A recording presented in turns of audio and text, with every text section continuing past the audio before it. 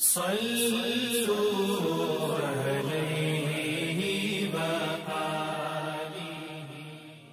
المومنین حضرت عائشہ رضی اللہ تعالیٰ عنہ سے روایت ہے کہ آپ صلی اللہ علیہ وآلہ وسلم نے فرمایا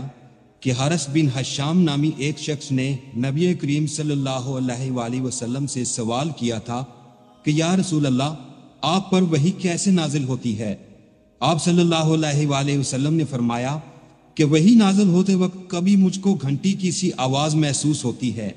اور وحی کی یہ کیفیت مجھ پر بہت شاق گزرتی ہے۔ جب یہ کیفیت ختم ہوتی ہے تو میرے دل و دماغ پر اس فرشتے کے ذریعے نازل شدہ وحی محفوظ ہو جاتی ہے، اور کسی وقت ایسا ہوتا ہے کہ فرشتہ بشکل انسان میرے پاس آتا ہے اور مجھ سے کلام کرتا ہے، پس میں اس کا کہا ہوا یاد رکھ لیتا ہوں۔ حضرت عائشہ رضی اللہ تعالیٰ عنہ کا بیان ہے کہ میں نے سخت کڑاکے کی سردی میں